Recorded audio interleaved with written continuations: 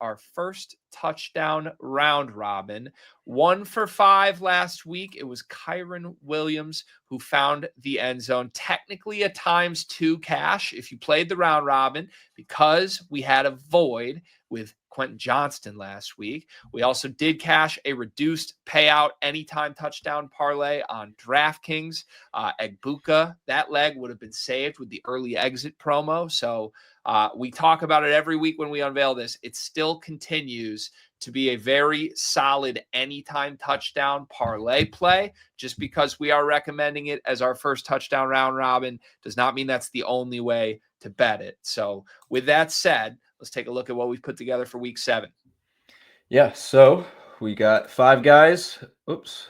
And we are going after a little mix of some stuff this week. Some defenses we're trying to target, some exploitable opportunities, and matchups. Starting off with Devin Achane for the Dolphins, 14%.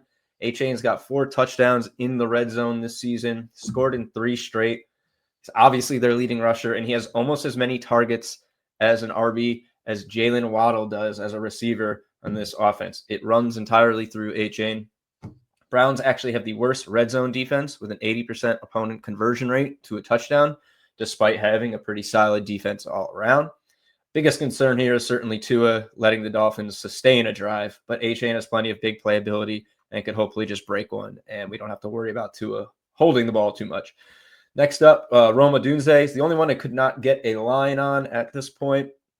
I think probably because DJ Moore is questionable, but he scored in every game but his most recent. Now he gets a Saints defense that's allowed the second most passing touchdowns on the season. He's converted 6 red zone targets into 3 scores. Saints have a 67% opponent red zone conversion rate, and they've allowed the first TD in every game except for week 1. And Odunze is also our most likely wide receiver to score the first touchdown this week. We're going to jump right in with Rashee Rice.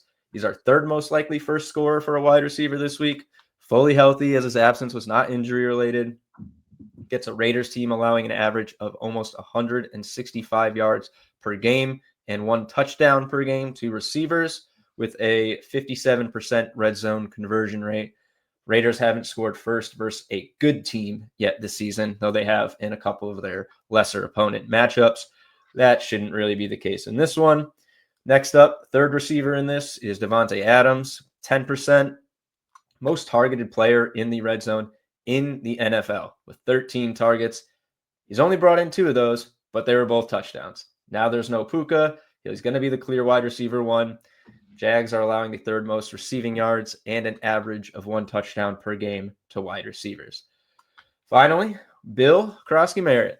I'd really like to attack the Cowboys' league worst passing defense with this. I spent a lot of time looking through it, trying to find the right one, but there's just a lot of wide receiver questions, and we don't want to get burned there. So we're just going to go with the guy who's pretty much the clear focal point of the ground game. Cowboys aren't very good on the rushing front. Bills turned 7 red zone touches into 4 touchdowns. Only Debo and McNichols, besides Marcus Mariota, have a rushing TD this season on this offense. Jaden Daniels hasn't carried very much in the red zone at all. And the Cowboys are allowing over a 60% red zone rate as well.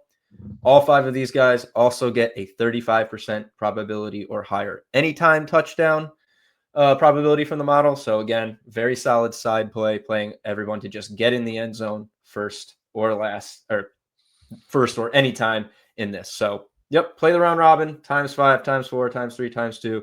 And as we like to suggest, play your side bet on the anytime TD parlay for these 5 guys. A lot of like injury situation conducive touchdowns here. I like that. Like if DJ Moore is out, I just don't see anyone but Odunze being the red zone target for Chicago. Rashee Rice, you got to think, especially given the matchup, is going to be prioritized in that game. Adams without Puka, of course, even though he's already led the team in red zone targets, it's only going to be double and triple down upon. I love these names this week. So you heard the man. Anytime touchdown is just as good, if not a better way to play these.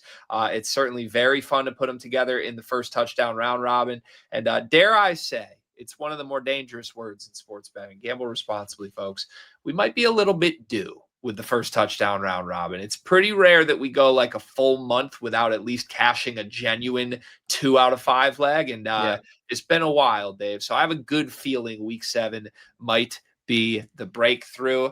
Thank you very much. If you are a touchdown bettor, folks, Dimers Pro can help you. We feature projections not only on how likely are you to get in the end zone, but how likely is each player to score 2 touchdowns, 3 touchdowns, first touchdowns, and more. Any way you can bet touchdowns, our model can help you make sense of where the value is each week. Dimers Pro, 50% off with promo code podcast. You won't want to miss out on it. I promise you that.